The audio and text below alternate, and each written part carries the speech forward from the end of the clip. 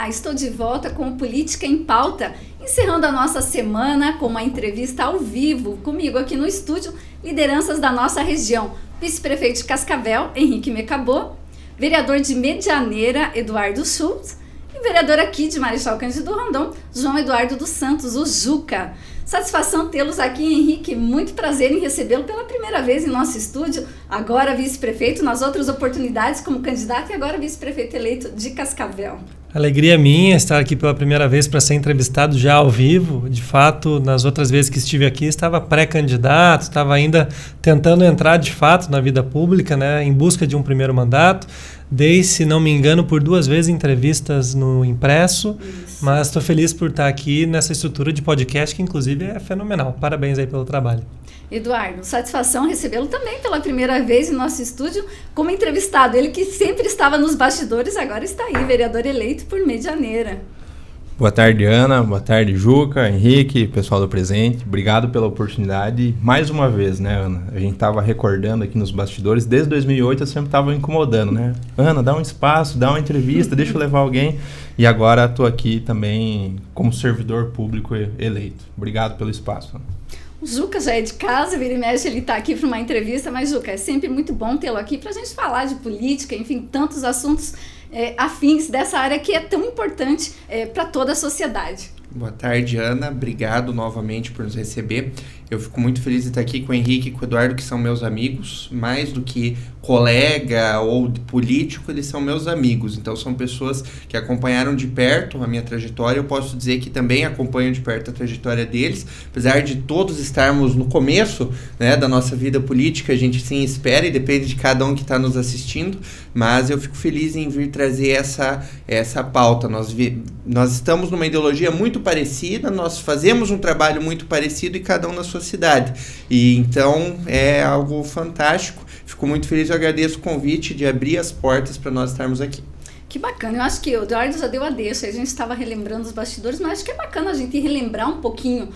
O Henrique começou, eu lembro muito bem, quando ele vinha aqui, buscando espaço, até em Marechal Cândido Rondon, sempre vinha com o pessoal do Novo, né? Porque o Henrique começou no Novo, depois ele teve uma passagem no Podemos e agora está novamente no Novo. Henrique, não é muito fácil, mas você assim sempre foi muito determinado em conquistar um espaço na política, você se preparou. Eu acho que todos que estão aqui, tanto o Juca, quanto o Eduardo, quanto vocês se prepararam para ser político e isso também faz a diferença. Gostaria que você falasse um pouquinho dessa tua trajetória que iniciou com você, candidato a deputado federal. Não foi pouca coisa já de cara. Pois é, foi um voo alto já na largada. Felizmente eu tinha amigos para me aconselhar, para me amparar, como o Juca, como o Schultz. E acho que vem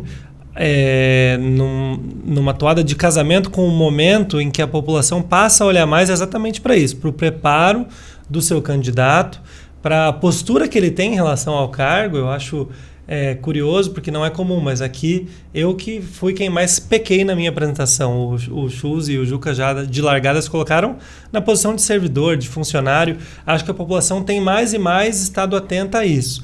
Claro que para além do sonho, da vontade, do ímpeto, né, que se constrói ao longo dos anos, tem a realidade que se impõe da política, que envolve todo esse contexto de escolha partidária, de estar numa casa alinhada aos seus ideais, sem deixar de lado a viabilidade político-eleitoral do projeto.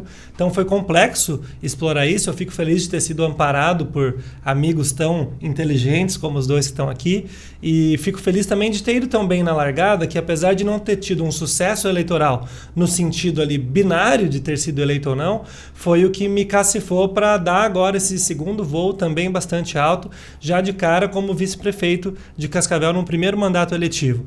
Aquela disputa lá de 2022, aqui inclusive em Marechal fiz mais de 750 votos, se eu não me engano, foi o que possibilitou que isso acontecesse hoje. Só em Cascavel foram cerca de 16 mil e mais de 2 mil votos fora da cidade. Isso foi o que me deu visibilidade, né, num trabalho de formiguinha, de voluntariado de muitos amigos, como o próprio Schultz, e que hoje me permite estar servidor da população de Cascavel no executivo ao lado do prefeito Renato Silva. É uma missão importante, mas, claro, agora que se superou a parte política eleitoral, é hora de colocar a mão na massa e colocar em prática toda aquela bagagem teórica que eu busquei acumular ao longo dos anos para servir a população. Eduardo, vamos relembrar um pouquinho da sua trajetória. Você estava sempre nos bastidores, como você falou. Ele sempre chegava lá no jornal, Ana, tem um espacinho aí, pessoal do Novo, tem um movimento, às vezes levava alguém que era, né, pré-candidato, muitas vezes já como candidato.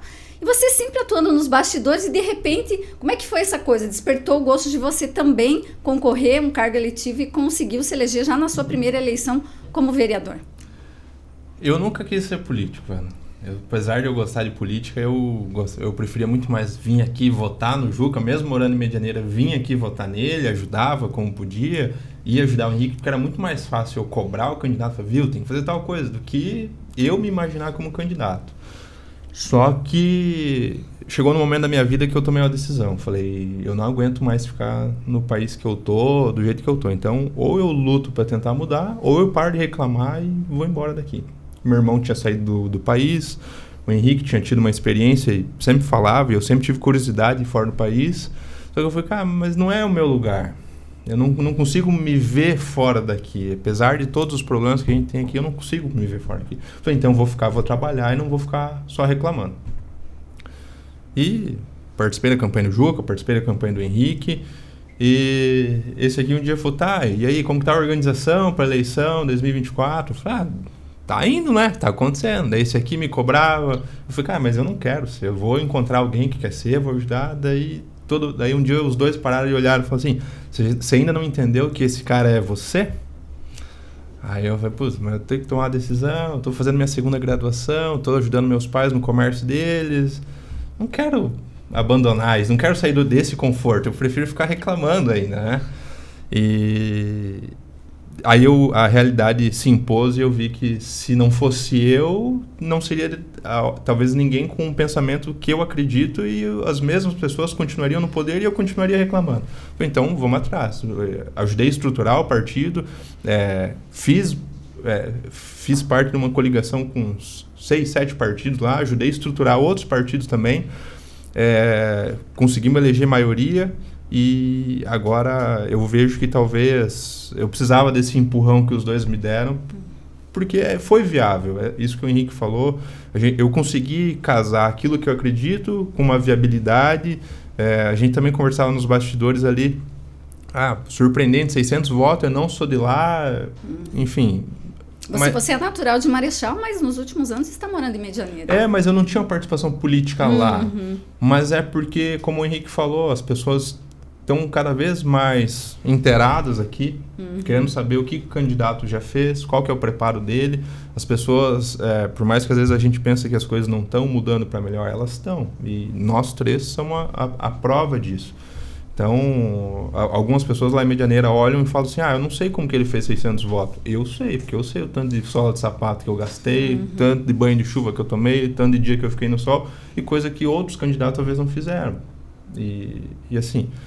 Eu acho que os dois foram essenciais aí para minha eleição. O Juca já está veterano aqui, então, entre todos aqui. Segunda vez eleito, já está, podendo dar conselho de mais peso para ele, Juca. Primeiro, Ana, eu quero aproveitar para agradecer a nossa população rondonense por ter me credenciado como vereador mais votado da oposição. O pleito eleitoral ele sempre é uma surpresa, seja positivo ou negativo, e para todos. Eu vim aqui várias vezes e falei que político nenhum pode falar que tem certeza, precisa ter convicção.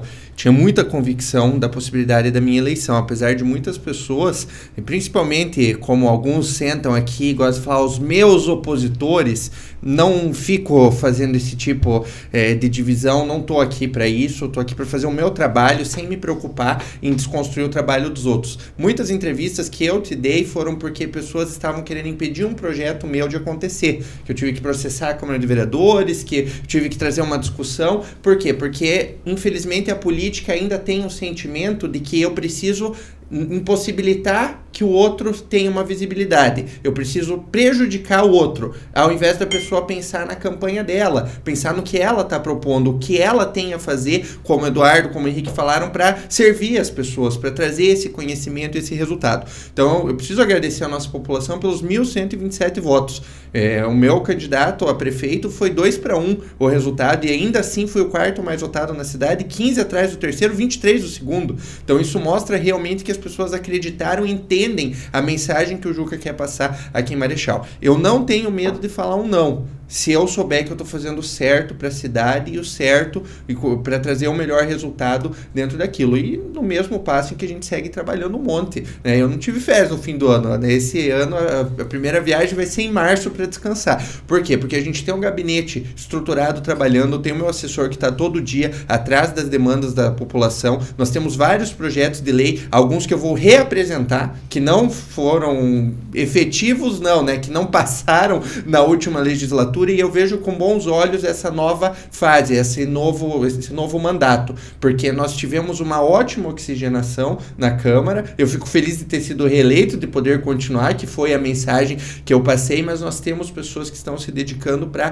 trazer esse melhor resultado. Então agora é uma nova etapa, é um novo mandato, um novo caminho, e a gente vai planejando o ano que vem e os próximos, o que a gente puder fazer aí para continuar e para representar a nossa população.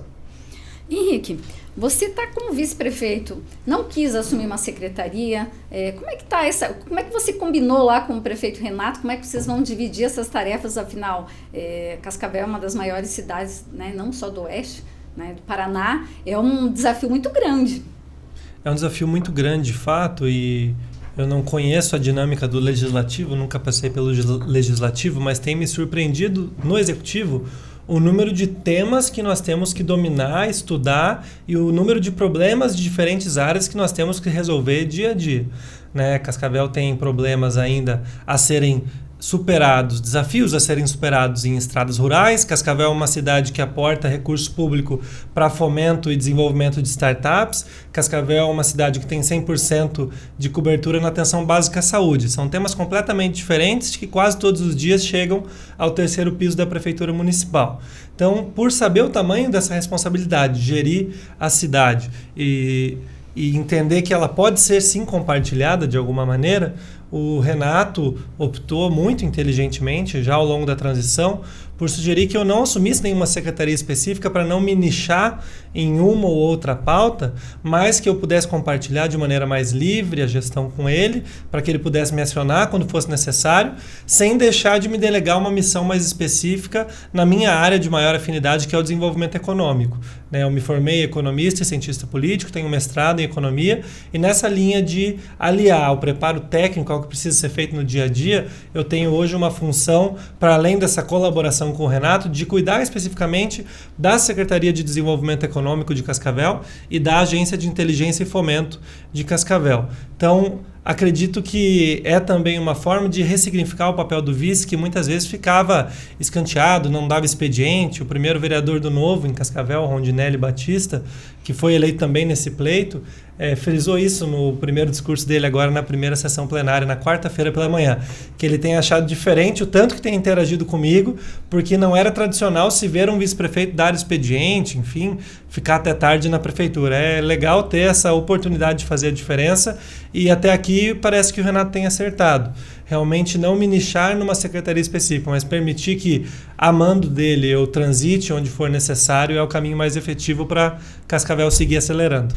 Henrique, você acha que essa receita, eu diria assim, entre a experiência e a juventude, você é jovem na política, isso realmente tem tido resultados positivos quando olhamos, não só aqui para a nossa região, mas em outras, né, cidades, Brasil afora, de unir isso. Muitas vezes o candidato a prefeito, enfim, tem uma longa experiência na política e junta com alguém que está começando. Lá em Cascavel, eu acho que foi um pouco disso que também deu essa deixa aí para vocês ganharem a eleição, porque a eleição não é fácil de se ganhar, a gente sabe que muitas vezes um detalhe, um aspecto vai somar positivamente, vai fazer a diferença na hora da contagem dos votos. É verdade, muitas pessoas tinham dúvida no período inicial ali do tempo eleitoral de que era possível qualquer um que fosse em Cascavel ganhar no primeiro turno, como nós ganhamos com, se eu não me engano, eu ia arredondando 57% dos votos. E foi realmente um casamento que deu muito certo, né? O Renato já tem toda essa experiência, uma vida pública mais longa, já foi vereador, presidente da Câmara, deputado federal, estava vice-prefeito do ex-prefeito Paranhos, nosso último prefeito, que tinha uma aprovação altíssima. Ao mesmo tempo, muitas pessoas viam em mim uma esperança de inovação na gestão pública e de renovação. O momento eleitoral, se colocar à disposição para disputar uma eleição é um passo de muita responsabilidade com a cidade, com a população. E o que me foi conscientizado à época, e acho que faz total sentido, é que, claro, eu tinha legitimidade, tinha a possibilidade partidária de me lançar candidato sozinho, né, a prefeito. Mas talvez seria irresponsável com a cidade empurrar a eleição para um segundo turno pensando em projeção pessoal. Era o momento de pensar numa cidade que continuasse acelerando, sem abrir mão de buscar uma primeira experiência na prática, né? Essa oportunidade de botar a mão na massa. Então o Renato se sensibilizou disso, eu também, e juntos nós mostramos que essa aliança pode dar certo. De um político mais experiente com alguém de uma nova safra. E tanto é assim que isso se reflete no secretariado. De 26 secretários da última gestão, nós mantivemos exatamente 13, a metade do time de secretários.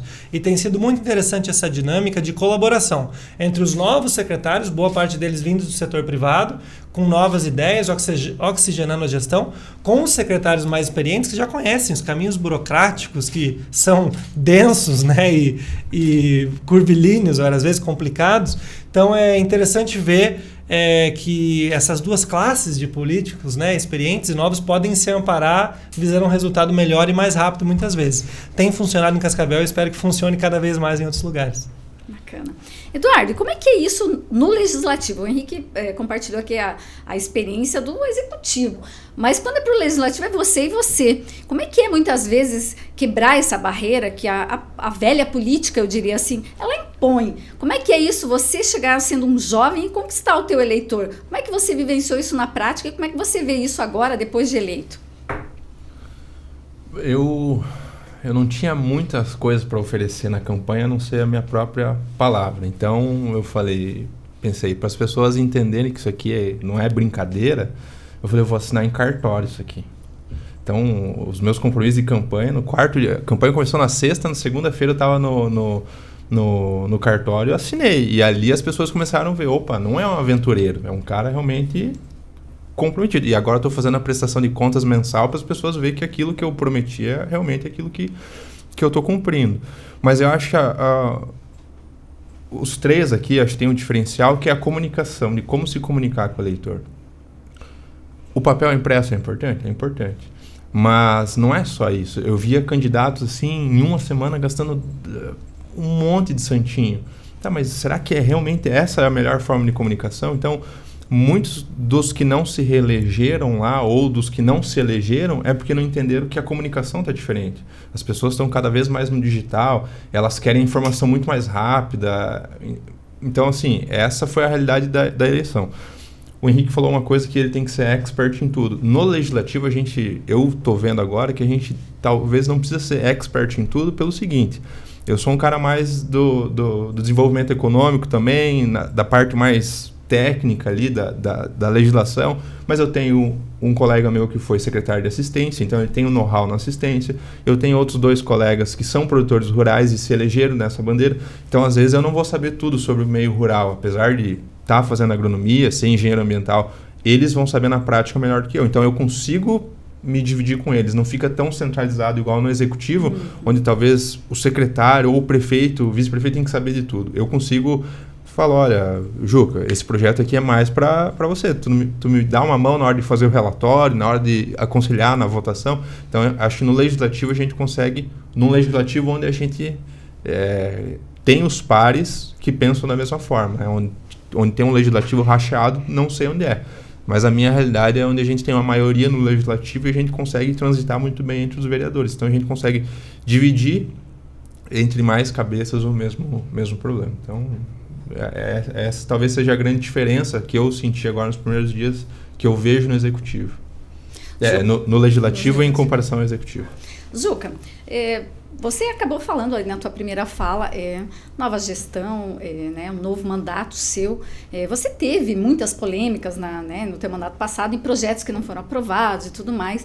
E a gente vê agora, o prefeito já fez reunião com todos os vereadores, falou, inclusive aqui em entrevista pra gente, que ele tem uma disposição muito grande em ter uma boa relação com o Legislativo. Como é que você está vendo tudo isso? Você acha que vai ser um pouquinho diferente do que foi lá no teu mandato anterior? Vai ter mais facilidade de repente emplacar alguns projetos? Como é que você está vendo isso? Acha que essa relação vai ser melhor e isso vai facilitar o teu trabalho de alguma maneira?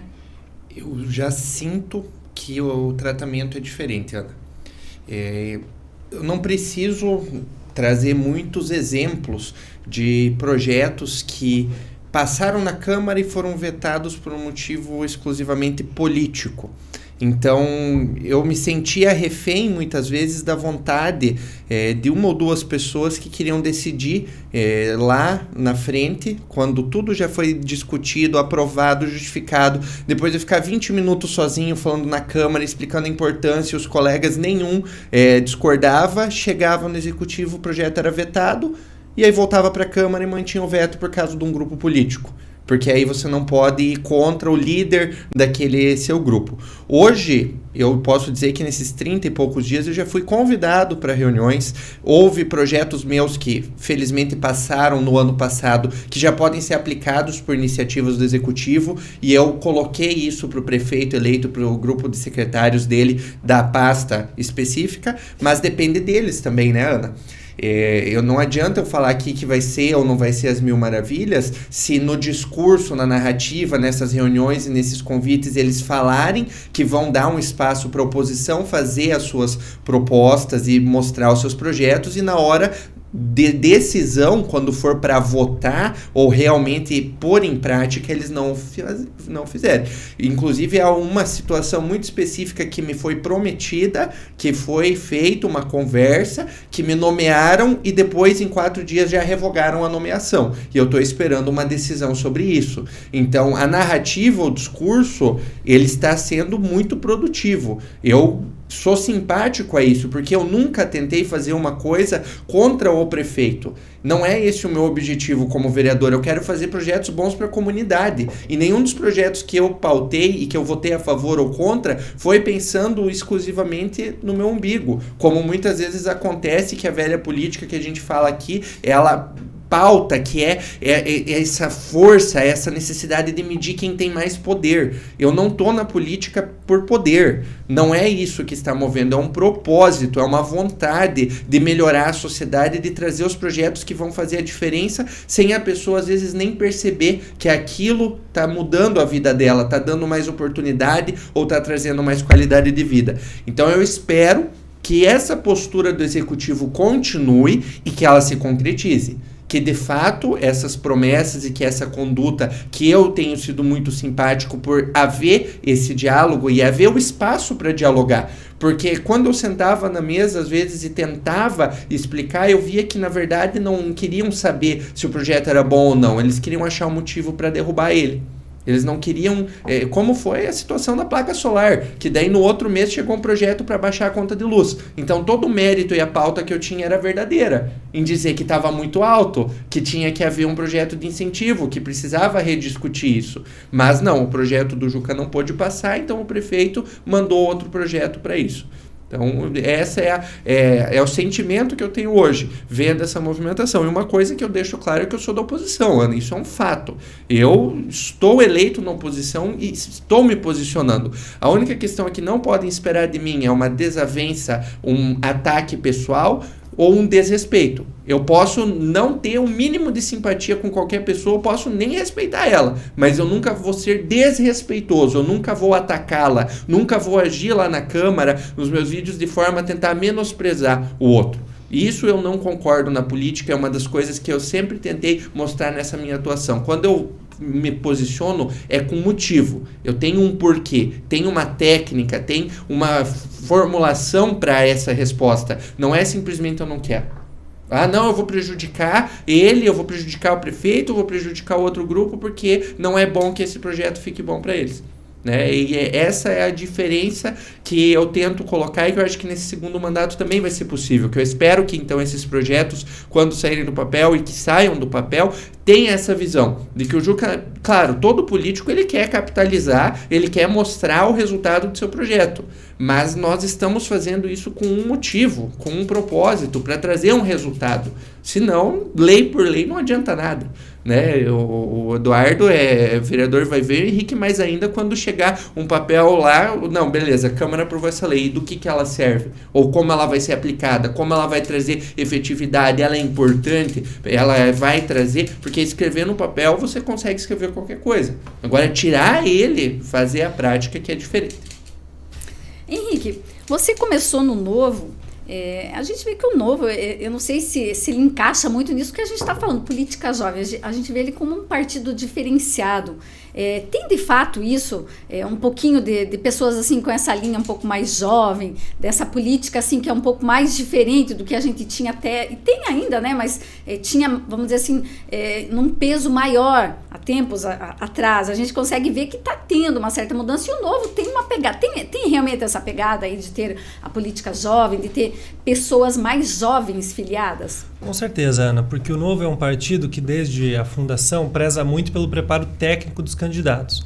Olhando para partidos mais tradicionais, já estabelecidos, mesmo quando surgiu uma liderança jovem, era frequente que essa liderança fosse já de alguma geração de uma família tradicional da política, então um filho ou neto de alguém que já participava há mais tempo.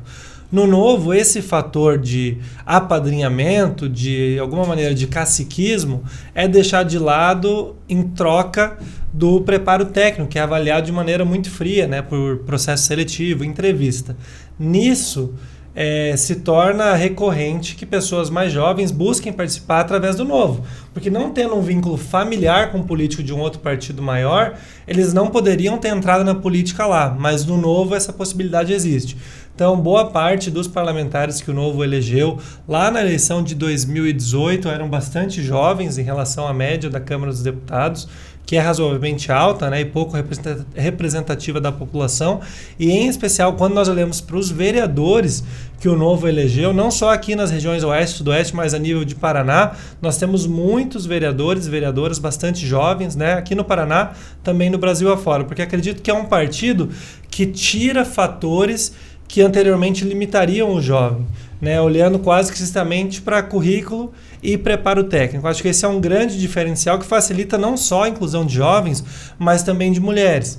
Pegando nas eleições de 2020, nas municipais, o Novo saiu dessas eleições como o partido que proporcionalmente mais tinha mulheres vereadoras em capitais, sendo que era um partido que estatuariamente demonstrava, sendo sincero, até certo desdém pelas cotas de gênero. O Novo cumpria cotas de gênero com facilidade porque era um partido que não dependia de caciquismo para a entrada ou não da candidata.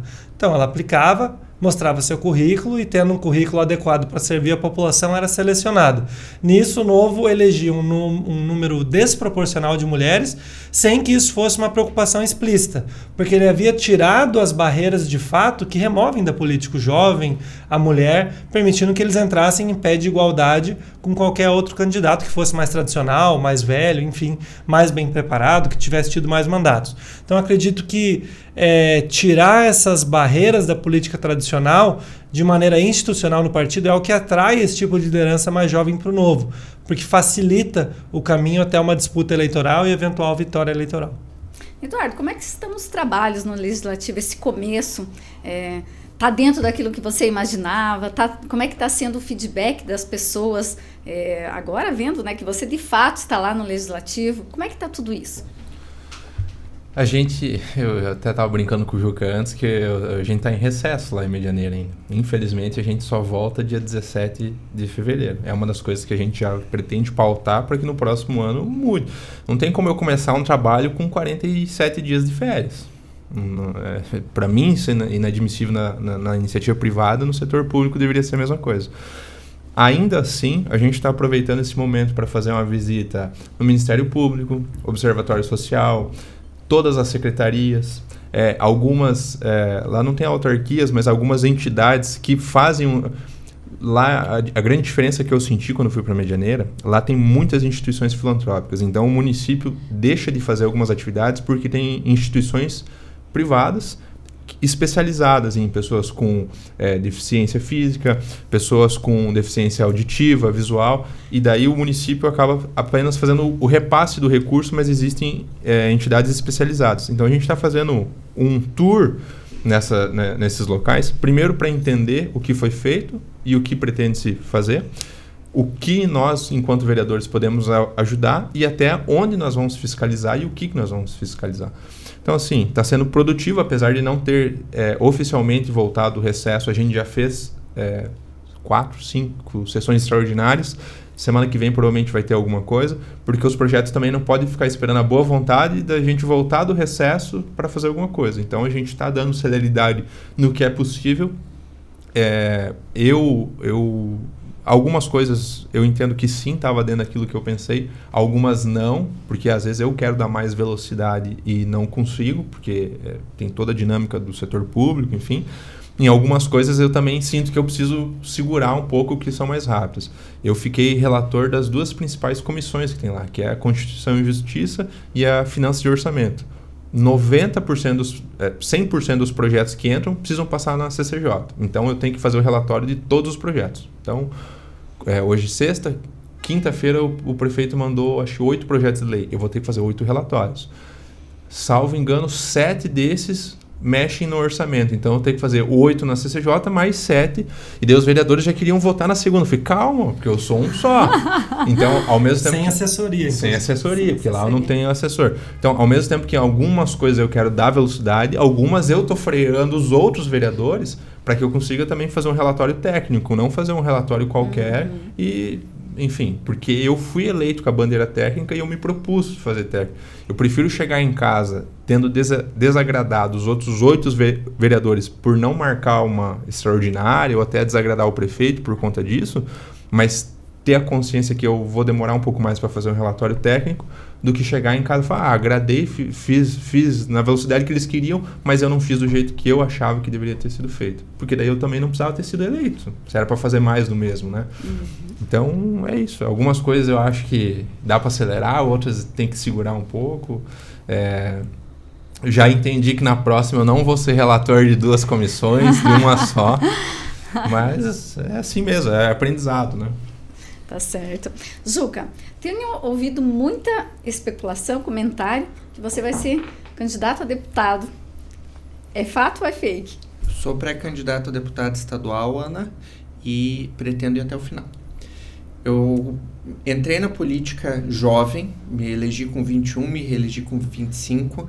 Eu participo de entidades há 12 anos, que inclusive fui representante nacional da entidade, representante estadual, representante regional. Eu acho que essa nossa conversa aqui credencia não só a mim, principalmente o Henrique e o Eduardo, a movimentação que existe na região. Eu tenho um sentimento que as pessoas estão procurando os candidatos que vão representá-la de fato. Vamos lá. Quantos anos faz que Marechal Cândido Rondon não tem um deputado estadual? Olha, eu não vim aqui para falar mal ou criticar os outros, porque deputados nós temos 54 que vão ser eleitos. Então, eu espero que os deputados que entrem e que façam mais votos aqui na nossa região sejam aqueles que vão trazer a maior quantidade de recursos e que vão representar o que a nossa região espera e precisa. Não só pensando no dinheiro, pensando no que falta de infraestrutura, o que falta de visão, porque quem é da nossa região de fato está lá para defender que tal recurso venha direcionado para cá e que cumpra-se aquela necessidade. Quantos anos levou para terminar as duplicações que estão sendo feitas aqui? Quem se manifestou contra o pedágio que vai ter entre Toledo e Cascavel? Quem é da região para sentir e saber o que nós temos? E eu faço uma pergunta, eu peço para pessoas, 5 bons candidatos a deputado estadual da última eleição. Eu acho que federal é mais fácil, porque é mais fácil de você escolher, porque, eu vou dar um exemplo aqui fácil. A gente tinha o Henrique, um excelente candidato, a gente tinha o Deltan Dallagnol, tinha o Sérgio Souza, que o meu grupo apoiou, a gente tem o Esperafico, que é aqui da região, mas e para deputado estadual? Faltam opções e existe espaço para várias pessoas, inclusive da nossa região ou de fora, que queiram representar a nossa região se eleger. E para isso eu vou fazer da mesma maneira que eu fiz na minha primeira candidatura. Eu vou mostrar o propósito que o Juca tem em representar e os objetivos e o que eu posso fazer para levar o nome da nossa população e principalmente da nossa cidade, como eu sempre fiz com muito amor e muito carinho em todas as entidades que eu participei.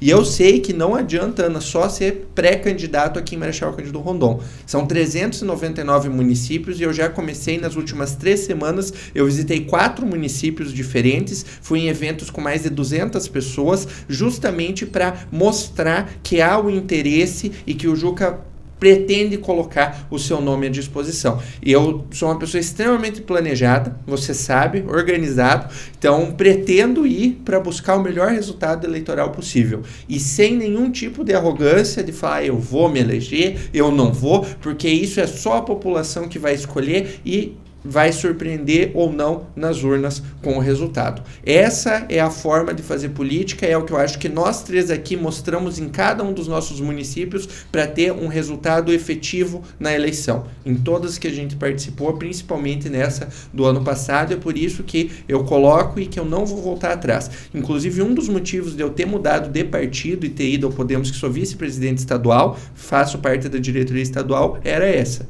Era o interesse do partido em ter representação na região e lançar um pré-candidato a deputado estadual. Então você não essa tua pré-candidatura não significa que de repente você vai, para viabilizá-la, você vai mudar de partido? Não tenho esse interesse. Quantos mil votos você precisaria fazer para se eleger? O Podemos é o 4º deputado estadual menos votado, salvo grande engano. Então foram 30 mil votos, que fez 2 deputados na última e elegeu um deputado estadual com 30 mil votos. Se colocar proporcionalmente, é um dos partidos com a maior facilidade para se eleger. Como foi o Novo, que o Eduardo estava comentando da chapa dele, ou como foi o PL aqui em Marechal Cândido Rondon. Por quê? Porque teve candidatos muito equiparados, com votações razoáveis e que na soma fizeram 2 cadeiras. Não adianta também eu olhando para o cenário, e nós que somos políticos temos que fazer a leitura de onde existe uma possibilidade de eleição. Venho de uma cidade interiorana, numa região afastada da capital. Se nós pegarmos todos os votos da nossa comarca, não dá um bairro de Curitiba em quantidade de votos. Então nós temos que entender que talvez, ou provavelmente, são menos votos para conseguir se eleger. E qual é o partido que possibilita isso? Então, por isso eu pretendo permanecer no Podemos, não tenho nenhum tipo de interesse em sair, justamente pelo acesso, pela oportunidade, por estar hoje em uma posição que me permite credenciar. Uma coisa que ninguém lembra é que até a última eram 81 candidatos a deputado estadual. Agora são só 55. Então são quase 30 vagas a menos. Para você ter esse espaço e poder ser candidato vai ser muito mais difícil também. Todos que quiserem se credenciar na eleição do ano que vem precisam fazer essa, ainda mais com federação, com incorporação de partidos que está acontecendo e com as cláusulas que estão sendo criadas para cada vez mais reduzir o número de partidos no país, o que não é ruim na minha visão. Henrique, como é que você vê essa disposição do Juca, por exemplo, um político jovem em segundo mandato, você que já teve essa experiência, né? Foi candidato a deputado federal, como é que você vê tudo isso? De fato, a região é carente, está carente de representatividade, e eu acho que quanto mais pessoas assim, capacitadas, eu vejo que é positivo. Como é que você vê isso? Ana, eu tenho a mesma visão que a sua. Eu acredito que quanto mais representantes a região tiver, melhor. Seria excelente para a região ter o Juca como representante na Assembleia, porque a nossa região oeste como um todo, poderia olhar isoladamente para Cascavel, mas vamos olhar também para todo o entorno, toda a região da MOP, ela já teve muitos deputados mais na Câmara Estadual e na Câmara Federal. Ao mesmo tempo em que na Assembleia Estadual hoje nós temos, pela primeira vez, talvez um deputado numa posição de tanto protagonismo, que é a primeira secretaria com o Hugo Bueno, e até recentemente tínhamos o primeiro vice-presidente com o Miqueleto, o número de deputados que poderiam se amparar, formando de alguma maneira uma bancada que representasse a região oeste, está menor do que já foi no passado. Então é sempre interessante que surjam novas alternativas, porque a região demonstrou a disposição de votar em candidatos jovens, preparados na última eleição, em especial olhando-se para o apoio que eu mesmo tive, né, aqui em Marechal, em Cascavel, em toda a região oeste. Então acredito que é uma região que tem esse perfil e que muito se beneficiaria de ter mais deputados e, claro, deputados cada vez mais preparados. Some-se a isso o fato de que nós estamos nos aproximando de uma reforma tributária que vai tirar boa parte da autonomia de arrecadação dos municípios e que cada vez mais vai fazer com que a nossa região, que é uma região produtora e não consumidora, dependa de despachantes que trabalhem, em certo sentido, para trazer migalhas do nosso dinheiro de volta. Já é muito assim com as emendas parlamentares, né, impositivas a nível federal, e Claro, em geral, quanto menor a cidade, maior é esse problema, mas com uma reforma tributária que vai beneficiar cidades onde há um consumo muito elevado, muito provavelmente cidades como Marechal, como Cascavel, como Toledo vão acabar sendo penalizadas, porque nós somos de produzir, né, de investir, enfim, não necessariamente de consumir já aqui nas bases. Então vai ser um trabalho muito intenso de articulação política junto ao governo do estado e em especial junto ao governo federal para que esse nosso dinheiro volte para as cidades, né, para os municípios. Já é complicado a nível de Paraná a gente mandar R$100 para Brasília e voltarem só 36. Ainda menos disso volta para cada município. Ter cada vez mais deputados nos representando vai fazer a diferença para garantir que os nossos municípios tenham saúde fiscal, senão o orçamento vai começar a apertar bastante. Henrique, eu sei que é difícil a gente falar de futuro, você está dando largada agora aqui, né, como vice-prefeito, mas conhecendo você como eu conheço, eu sei que você não vai ficar só nisso. O que passa na tua cabeça? Vai seguir aí a risca vice-prefeito? Em algum momento existe a possibilidade de você concorrer, talvez para deputado, não sei, ou vai deixar acontecer e mais lá para frente, quem sabe, ser prefeito de Cascavel? Como é que passa tudo isso na tua cabeça? Uma das grandes mudanças que aconteceu na minha vida nesse último ano foi não só a eleição, mas o fato de passar a participar de um grupo político, né? Até então, o pouco que eu construí, aquela largada de deputado federal e pontualmente a construção do Partido Novo em algumas cidades, como foi o caso de Medianeira, eu havia feito sozinho. E no que eu aceito me coligar com o Renato, eu estou falando de uma coligação com um grupo que totaliza 6 partidos, que tem também representação de deputados estaduais e de um deputado federal, que é o deputado Giacobo. Então eu entendo que esse passo de maturidade, de abrir mão de um voo solo, de uma vida de lobo solitário, para fazer parte de uma composição maior, que entregue mais resultado na prática, que me permita botar a mão na massa, é também um passo de, em certo sentido, passar a fazer parte de uma família que precisa analisar tudo junto, discutir se for preciso. Então, eu entendo que passos futuros eu não posso mais definir sozinho. Claro que pontualmente já conversamos sobre isso. Parte da minha decisão de um próximo passo, pensando eleitoralmente, depende da decisão do próprio Renato, que estando na cadeira de prefeito tem prioridade absoluta numa disputa à reeleição. Então, a depender do apetite dele para uma disputa em 28, eu posso mudar a minha decisão, né, e tentar construir uma alternativa, seja para 28, seja para 26. Mas é também um passo de aprendizagem e de maturidade começar a conciliar as vontades pessoais com o interesse de um grupo maior que hoje dá sustentação ao nosso governo em Cascavel. Eduardo, como é que é isso? Você lá no Legislativo, você vendo aí teus colegas, um já se projetando, vereador eleito, segundo mandato, já se projetando como pré-candidato a deputado, Henrique, que já teve experiência como, né, candidato a deputado federal, agora vice-prefeito, e você lá, muitas vezes, o papel do vereador também fomentando, ajudando, incentivando, porque assim, a gente, como o Henrique acabou de frisar, nada acontece sozinho, depende de grupos, então apoios são muito importantes para que as candidaturas, elas sejam exitosas. Como é que é esse papel? Como é que você vê esse papel aí, e até você que é do novo, e é uma liderança jovem, como que você vê? Tem que incentivar, como é que tem que sair, tem que apoiar, tem que abraçar a causa, mas também tem que ter muito cuidado, porque não é todo mundo que dá para sair abraçando e apoiando. Eu concordo contigo, Ana, mas eu falo sem medo de errar aqui que as duas candidaturas eu posso abraçar. Seja o Juca a estadual, o Henrique a federal. Primeiro porque são meus amigos, como o Juca já colocou no início. Então, é importante que eles tenham essas bases nos municípios. Foi o que faltou um pouco lá em 2022 para o Henrique. Às vezes a gente chegava numa cidade e não conheço ninguém aqui agora. Como que a gente vai se introduzir aqui? Com quem que a gente vai falar? E hoje, por exemplo, o Juca já tem uma base em Medianeira. O Henrique já tem uma base maior. Tinha já, mas tem uma base maior.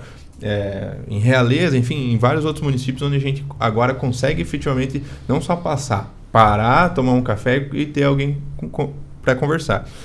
E não só isso, Ana, mas eu acho que isso vem da renovação também, porque o Juca saindo de vereador e indo a deputado, ele tem a responsabilidade de formar alguém com o mesmo perfil, novo, com a mesma vontade, o mesmo engajamento, para que a Câmara continue bem representada, no meu ponto de vista. Então, não dá para também simplesmente só sair, agora abandonei a cidade, agora meu problema é no Estado. Então, acho que a gente tem essa responsabilidade, porque quando as pessoas votaram em nós também, elas deram um voto de esperança. Porque hoje o que eu mais vi eram olhares de desesperanças na campanha. E eu entendi quando a pessoa votou em mim, ou quando ela baixou o vídeo do carro para me ouvir, para pegar o panfleto lá, ela estava querendo ter um pouco de esperança, ela estava dando um voto de confiança. E eu vejo que eu não posso simplesmente abandonar a vereança sem ter formado outras pessoas. E é uma coisa que eu vou cobrar do Juca. Eu falo, se tu vai deputado, vou te apoiar. Formou alguém para ficar no teu lugar? Não formar alguém para ter um cacique político. Não, mas para que a Câmara continue com boas ideias, continue com uma renovação, com uma oxigenação. Vai largar a prefeitura? Tem alguém lá para te substituir? Vai dar certo? O Cascavel vai continuar? Porque não adianta ter um bom deputado e não ter ninguém bom na prefeitura. Então, acho que é responsabilidade nossa sempre olhar, tentar dar passos maiores, e eu não me vejo, né? Isso aí já é uma briga de outro patamar. Eu quero ficar como vereador, um mandato só, talvez, uma reeleição, não quero... Eu já ia até te pedir como é que é. Você falou que acabou se rendendo, né? E fazer a diferença, que a gente tem que se colocar, não só criticar e tudo mais, mas eu já ia te pedir, como é que é? Você, agora que você já viu como é que é, você consegue se imaginar mais à frente, pensando em algo maior? Eu falava na minha campanha que tem duas coisas. Ou eu vou ter uma ambição de cada vez resolver problemas maiores, então daí sim eu vou querer ser vice-prefeito, deputado e até onde conseguir. Ou vai chegar daqui 4 anos e falar, olha, a minha parte eu contribuí, eu já formei uma nova liderança, agora ela assume. Então eu ainda... Aí muita gente vai estar assistindo em casa e falar, mas um político que não pensa no futuro... Claro que eu vou tentar fazer um bom trabalho para que, se daqui 4 anos eu entender que eu posso continuar contribuindo com a mesma energia lá na Câmara de Vereadores, eu quero ter construído uma base para que eu possa até aumentar a minha votação e continuar lá. Mas se daqui 4 anos eu também entender que já contribuí e quiser sair, tá tudo certo. Então, hoje, não me vejo dando os passos que eles estão pensando em dar, para deputado e tudo mais, até porque eu entro num conflito interno. Se os dois são deputados, um federal e estadual, eu vou sair para quê? Senador. Não corro. Muito bom. Eu não vou, tipo assim... Vai poder concorrer com eles. Exato, porque daí a gente corre o risco de rachar voto por ter idades semelhantes, perfil semelhante, talvez até dentro do mesmo partido. E daí, beleza, daí os dois brigaram e nenhum se elegeu. Tá? Aí entra a realidade e se impõe. O que é melhor? É melhor ter um cara muito bom não eleito, ou às vezes um cara que eu concordo 80% eleito? Antigamente eu pensava que era melhor ter um cara 100%.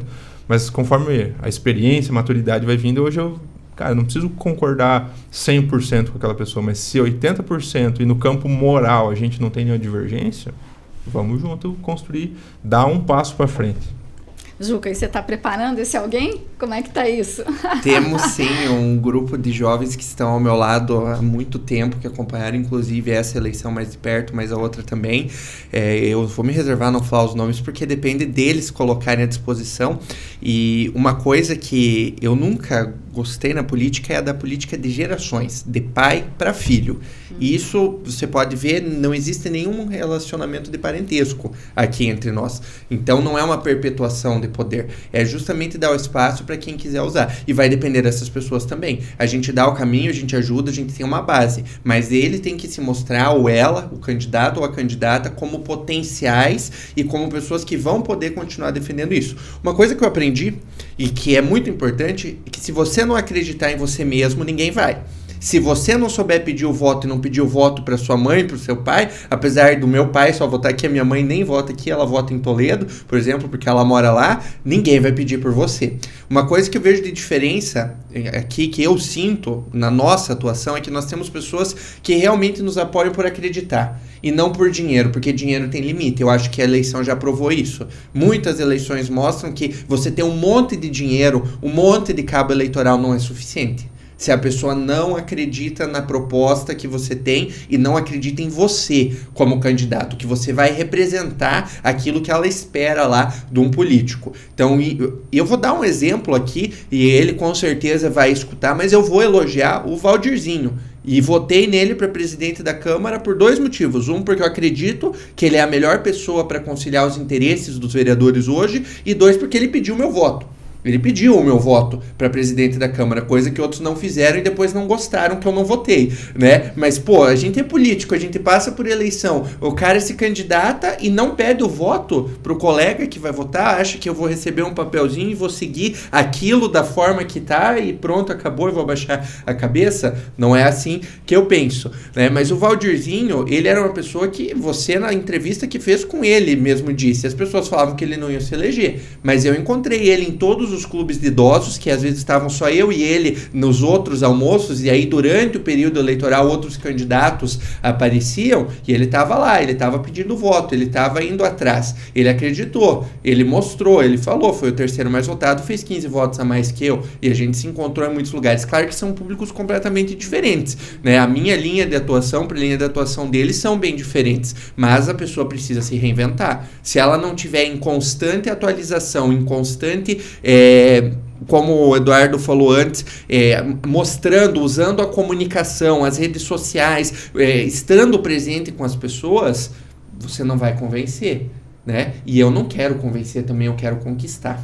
É muito mais importante você conquistar a pessoa acreditar, do que por uma imposição, por um dinheiro ou por um interesse pessoal ela votar em você. Esse voto, ele sempre vai ser passageiro. Ele sempre vai para onde é mais conveniente. Aquele que acredita, que a pessoa defende, que a pessoa se sente representada, ele é duradouro. Ele é contínuo e ele te dá a possibilidade. E na primeira, normalmente desacreditam, né? Até dar certo.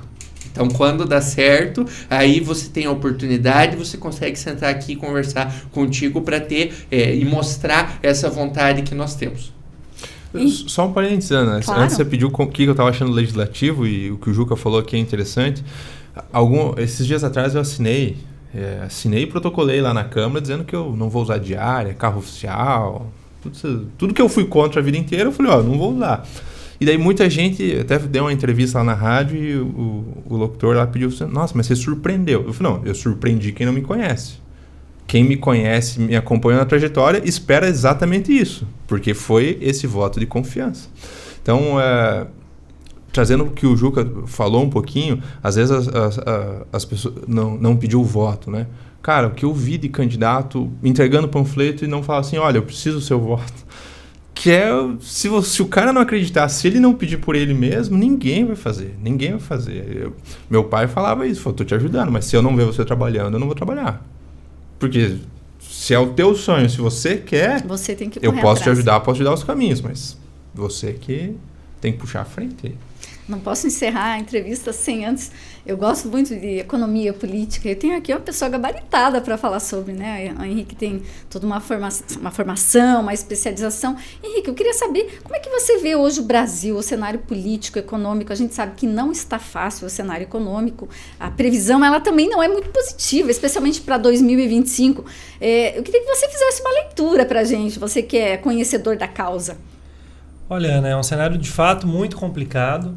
E principalmente quando nós olhamos para o nível federal, as coisas não vão nada bem. Por que eu digo isso? Olhando para números, né, para fatos, nós temos a taxa de juros já Selic em 13,25 ao ano, já com indicativo na última ata do Copom de que ela deve ser aumentada para 14,25 na próxima reunião, em março. Essa é uma decisão que, apesar do que queiram contar aí em qualquer narrativa, não é uma decisão política, inclusive porque 9 dos membros ali presentes, 7 deles já são indicados pelo atual governo do PT e mesmo assim eles de maneira unânime têm votado por esses aumentos da taxa e a gente tem essa taxa muito alta com o valor do dólar também muito alto, né? E o que isso significa? Significa que mesmo o governo brasileiro oferecendo recompensa altíssima para quem investir seu dinheiro em renda fixa aqui no Brasil, para quem apostar no governo brasileiro, mesmo assim o investidor estrangeiro não tem escolhido colocar seu dinheiro aqui. Porque não vê credibilidade no governo brasileiro de que vai ter capacidade de pagar esses títulos de volta e remunerar a essa taxa tão alta. A última vez que a gente teve a taxa nesse patamar foi lá entre 2015 e 2016, com um dólar que estava muito mais baixo. Porque, claro, se as pessoas quisessem injetar seu dinheiro, seu dólar aqui no Brasil, pensando no mercado internacional, nós teríamos mais dólares circulando aqui e o dólar ficaria mais barato. Então a gente quase chega num ponto de tão pouca credibilidade do governo federal que não parece que qualquer elevação de juros vai resolver a alta do dólar. E a alta do dólar encarece tudo que a gente vê por aí, porque nós dependemos muito do modal rodoviário no Brasil, né? Dizem sempre, se está na mão, chegou de caminhão. O combustível estando mais caro, porque é um mercado internacional em dólar, né? O petróleo em dólar, enfim, tudo sobe na prateleira do supermercado. E daí vão alegar que não, mas ninguém come dólar, mas as pessoas comem pão que é feito de trigo, que é majoritariamente importado, num mercado que é em dólar, né? Hoje até o suco de laranja é commodity. Então é um momento muito difícil e um momento de alerta, porque se o próprio comitê do Banco Central, se os conselhos do Banco Central, que atua de maneira independente, mas são politicamente indicados pelo governo federal, têm dado alertas de que o governo federal deve levar a sério a questão fiscal e isso não acontece, é difícil ver onde a gente vai parar, né, antes de uma resolução política eleitoral numa próxima eleição. Então é um momento de tensão para quem acompanha a economia, por não saber quais vão ser esses próximos passos. É um momento de muita preocupação, inclusive, porque a solução que o governo tem buscado dar no nível federal é a de arrecadar mais. E isso tem, em geral, gerado problemas, porque nós já arrecadamos muito, nós tributamos muito, a carga tributária brasileira é muito pesada. Então o governo viu uma oportunidade nos e-commerce, principalmente no que era importado da China. Nisso foi lá e instaurou a tal taxa das blusinhas. Isso não só não foi efetivo em arrecadação, como trouxe, depois de alguns anos, né, bem das pernas, um ano muito no vermelho na casa dos bilhões para os Correios, que parou de lidar com essas encomendas que vinham de fora, então deu um rombo a mais para uma estatal do governo federal, sem resolver o aumento de arrecadação que o governo buscava. Infelizmente, só há um caminho para um governo que é tão assistencialista: parar de gastar. As prioridades têm de ser revistas e é o tipo de gestão mais técnica e mais profissional que nós temos trazido. Sei que o Eduardo está com um papel de gestor também como vice-presidente da Câmara em Medianeira, que o Renato, por ser empresário há muitos anos em Cascavel, já consolidado, tendo eu também, um jovem empresário ao lado dele, temos tentado implementar cada vez mais em Cascavel, e sei também que é a visão liberal do Juca. O caminho é gastar menos e reordenar prioridades. E infelizmente não parece que isso vai acontecer no curto prazo. Então esperamos aí talvez por uma solução eleitoral, se não houver uma readequação fiscal urgente do governo. Até porque agora me surpreendeu, até acho que anteontem vi uma notícia que o ministro da Fazenda, o Haddad, deu uma entrevista buscando tranquilizar a população e dizendo que, inclusive, o agro, com uma safra boa e positiva, ajudaria a melhorar o nosso ambiente econômico. O agro que sempre foi tido como vilão por esse governo. Então, em certo sentido, o governo vai perdendo alvos para quem pode apontar o dedo. Porque antes apontava o presidente do Banco Central, e agora o presidente do Banco Central é indicado do próprio governo. Antes apontava para o agro, e agora o agro é a salvação. Talvez esteja na hora do governo apontar o dedo para si próprio, entendendo que o problema é fiscal e que o próprio governo tem de readequar suas prioridades e começar a gastar menos para que a gente tenha um ambiente melhor por aqui. Ana, para mim, politicamente, o fato é que o governo do PT não convence. Eles estão preocupados em pautas ideológicas e não em resolver o problema do país. O que o Henrique acabou de falar deixa isso claro.